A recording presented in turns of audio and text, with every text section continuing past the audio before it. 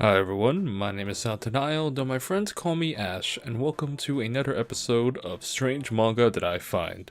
Strange Manga That I Find is a series that, as you could probably guess, is about me talking about strange manga that I happen to come across online. Whether it's good, bad, or in between, that's up to you, but I still want to cover them regardless.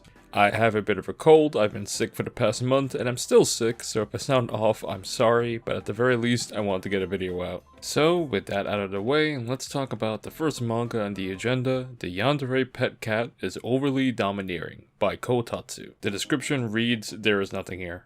So, if you watched any of my previous strange manga videos, then you know that I like starting off these videos with a manga that has to do with animals, and this one is no different. This manga is like really similar to one I talked about in the last video, A Monster in Cat's Clothing, though the chapters in this manga are a lot shorter. This one stars a main character named whatever, and the cat is named Nene, like the dance, and as you could guess from the title, yeah, the cat can, she could turn into a human. So, like, look, I've come across so many manga in this format of just being 2 pages with a setup and a punchline. For example, the first page of chapter 1 has the protag going, "Man, my stupid, dumb, evil mom wants grandkids, but I never even had a girlfriend." And then the next page is Nene turning into a human and she's going, "Hey bro, we can have kids, it's okay." And like every goddamn chapter is like this. But I like how Nene is drawn in the second chapter though, she has like a funny little face. But yeah, that's really about it. Like, there's not much substance here, if I'm being honest, and I'm feeling that especially because I covered a very similar manga last time. Like, oh wow, on chapter 6, she does the yandere face and the pose. Like, get a job, you bum. I think the 2-page format of these chapters is really what limits this manga, as there's really not much room for deviation when you have such a limited length. And I'm not really too big on 4-koma manga, to be honest, but at the very least there's a lot more room to do something when you have 4 panels as opposed to 2 pages. Like, chapter 9 for example, has Nene trying to be all smug, like, "Ooh, if I eat your house key, then you'll stay here forever," and that's it, that's how the chapter goes. It would have benefited from like, I don't know, like an extra page of her choking on the key, or like maybe coughing up a hairball, or like vomiting or something. A lot of these jokes just boil down to, "Ooh, I'm a cat and I'm biting you to mark my territory," or like, "Ooh, I'm leaving my scent all over you." Like, shut up, man. I've had a few cats growing up and all they do is hang around and, you know, have fun, so I don't know what's the deal with Nene. The manga is extremely short, with only 16 chapters and each chapter being 2 pages. I mean, in the time it took for me to talk about this manga, you probably could have gone and read it for yourself. Looking at what else this guy made, it looks like they're really into yanderes and animal related manga. I don't know what the hell a Shiba Inu type girl is, but maybe to be friends with Dogfella. Oh sick, the artist is Twitter. Alright, let's see what they're about. Oh damn. Alright, I see why this manga had so few pages. All the effort was going into making doujins of Nene. Well, you know what, man? Whatever makes you money, I respect it. Next up, we got The Lecture You Would Never Want Your Parents to Give You by Sino Sakisaki. This one also has no description. It's a simple gag manga, but the premise is pretty cute. It centers around a family of 3, with the main voice of reason being the daughter, Shino. Every chapter has a few panels, and is Shino going through her rebellious phase while her mom says the most out-of-pocket nonsense imaginable. The dad has like no written lines of dialogue, but he's able to communicate with his facial expressions, because boy does he get flustered. Similarly to the previously mentioned cat series, this one just kind of follows that formula of panel 1 being the setup, panel 2 being the punchline. The chapters, though, cover a wide array of fascinating topics, such as a young Shino overhearing her parents having fun at night, or Shino's mom finding NTR manga underneath her husband's bed. I'm not even going to attempt to dissect that one, because for all intents and purposes, Shino's parents have a lovey-dovey relationship, so I don't want to know why he even has something like that. Anyways, Shino is a straight man, her mom is a comedian, and her dad is just chilling, and you know what? I'm fine with that dynamic. The art style is clean and easy to read, plus the color palette is super pastel and easy on the eyes. The line art is like done with this blue pen, which reminds me a lot of Osamatsu-san if you've seen that one. Shino and her pops got the most interesting designs though, because Shino's mom is just like, you know, your typical anime mom. She got the side ponytail and the apron, that's really about it. So, while I appreciate the manga trying for different jokes every chapter, chapter 11 is like baffling to me though. There's no text, and it's Shino's dad slowly gaining weight over the course of multiple days, with Shino's mom growing angrier, but then on the last day, He turns into skin and bones, and Shino's mom is just all smiles. I used the money I made from my last video to hire a team at Harvard to decipher what the hell this is trying to imply. One other kind of funny thing of note is the drama that seems to be going on between the scan leader groups. Like, you can see it on chapters 12 and 13, with the scan leader leaving some comments for the readers. It seems to go away after these chapters, but it's still pretty funny. Sometimes you get topical jokes, like chapter 15 referencing that popular anime McDonald's commercial that was going around at the time. Hey, did you know that I drew this image of Makima at McDonald's in 2022 and it gets constantly stolen and reposted everywhere without credit? Anyways, in chapter 21 they bring up Oyakodon, and I gotta say, what an evil name for like a food. Like, yes, I know the word has other connotations, haha, funny, but also like, that's like calling a chicken parmesan a mother saying goodbye to her kid. Like, why would you do that? Regardless of that though, I went ahead and read all of this one, and it's fine enough. The art style is appealing, and I've always been a fan of manga with lovey-dovey parents. I do think though that personally, after this batch of Strange Manga, I'm gonna move away from talking about manga that is just 2 to 4 pages unless they have a really interesting or like compelling gimmick.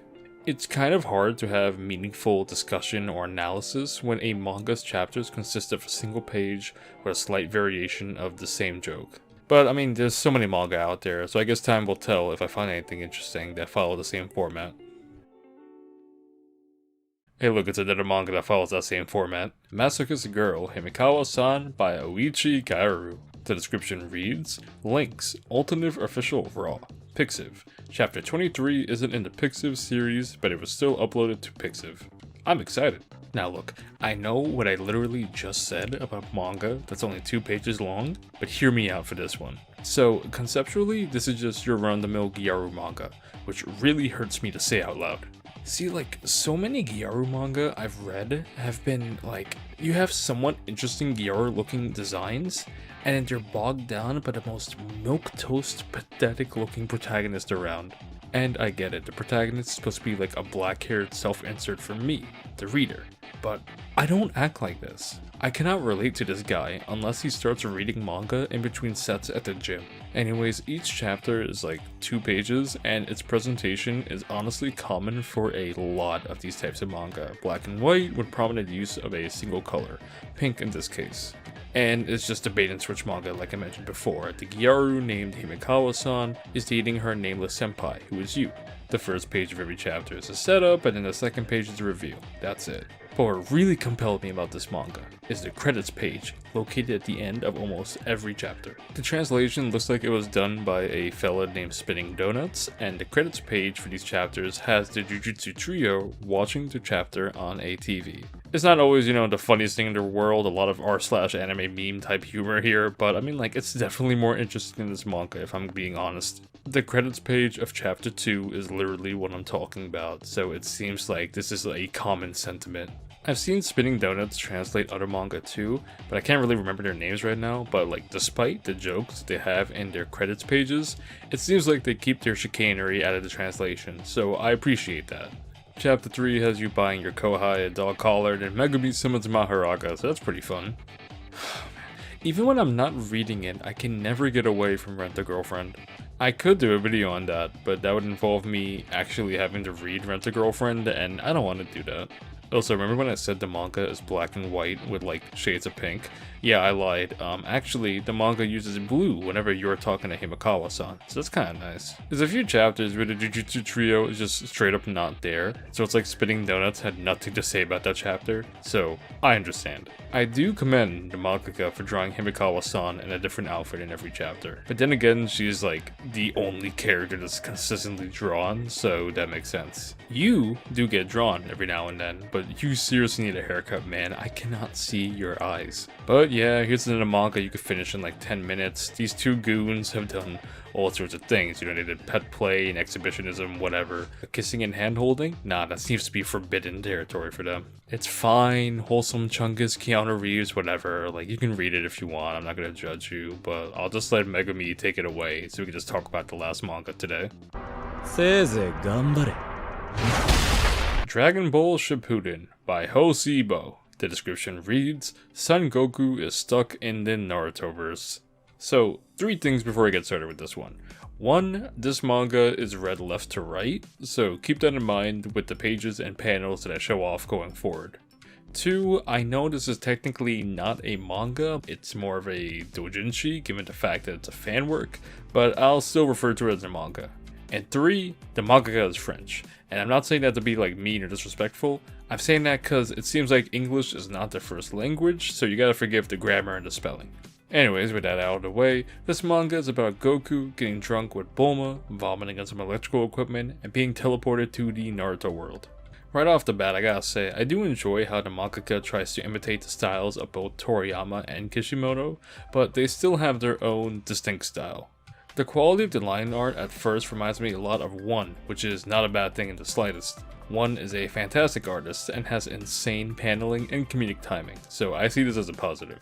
It's also fun to see Goku hanging around with the cast in Naruto. The Akatsuki are around because this is taking place during the time skip between Naruto and Shippuden, as evidenced with a line making reference to Naruto hanging out and eating lettuce with Jiraiya. Chapter 2 starts with this raw page of Vegeta dressed as Sasuke, which is pretty cool. There's a lot of like intermittent pages with like Dragon Ball characters dressed as Naruto characters, which is pretty cute. There's this one panel in chapter 2 that's just straight up not translated, which is pretty funny. Chapter 2 is when this manga really starts to shine, because it has a fight with Goku, Guy, Kakashi, and Hiyashi, and it is genuinely well done. The fight is easy to follow, the flow is great, the only detriment being the text is too goddamn big for certain speech bubbles, which ironically enough, if you ever read like early Viz translations of Naruto, they had that same problem too, where the text bubbles had way too much text in them, so I don't know, maybe the mangaka is paying homage to that. One thing I really do commend this manga for is like, from at least what I read, it seems like the guy has a really genuine love for Naruto and Dragon Ball. It's respectful to both series, and even though I never like read all of Dragon Ball,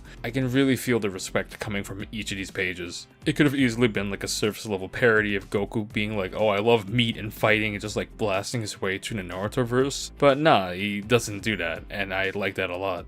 None of the characters in general are flanderized, and I respect that, really, I do. The Akatsuki are hunting Goku, because of course they are, resulting in Goku throwing hands with Itachi and Kisame, but it also introduces a new character, who's also named Goku. Goku and Goku start fighting while Naruto's like, hey guys, what's up? And this is where the manga kind of takes a turn for the better in terms of the art, because it really just shoots through the roof tremendously here. It's really evident when you compare chapter 5 to chapter 6 for example, and it only goes up from here.